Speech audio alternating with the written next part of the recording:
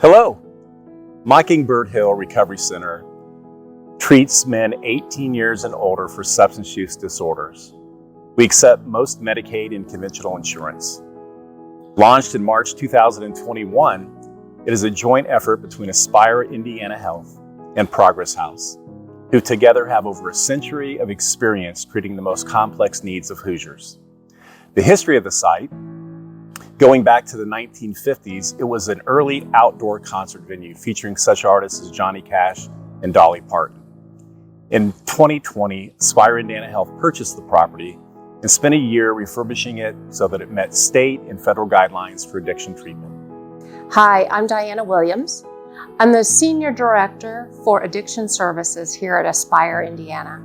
I'm excited to have you all with me so that we can talk a little bit about family and the importance of family in the lives of the people that we work with. I'm here at Mockingbird Hill. It is beautiful here and feel very fortunate to be here. I just want to give you a touch of some highlights to help you feel more comfortable about your loved one being here with us. First of all, we take our jobs very seriously. We know that your lives have been impacted by their choices, and we know that they're struggling with their choices. I want to say we're glad that they've made the brave decision to finally come to treatment. Hopefully that is something that they are bought into. It's not just because you said so, but either way, we're going to work with them and try to bring them to a point of motivation where they want to do the next right things. Mockingbird Hill opened almost a year and a half ago. We have 88 beds on site. We have 2 floors. We have the cooking happens here, the cleaning happens here. There's no need for anyone to go anywhere. So when they're with us for the 30 to 45 day period, they don't go anywhere unless it's with a staff member. So that's something that if you're used to having this family member around, you'll miss them for that time, but they'll have interaction with you. We're going to be calling you to give you an update on how your loved one's doing. They will be allowed to call you. They'll be on a schedule of when that will be. So it just won't be any time during the day. We have time scheduled in the evenings for them to make those calls. And we try to keep their phone limited because we want them to stay focused on treatment. We want them to be focused on being here and getting the things that they need. As a family member, it's sometimes hard to know how to be most helpful. So I am a family member of someone who has been in recovery and not in recovery and in recovery. So I understand that the anxiousness, the nervousness, and what can I do? What I'd say is 1, honor them and support them for making this decision to be here. The second thing is take care of yourself. Whatever it is that you need to do right now, take advantage of not having to worry about them because we got them.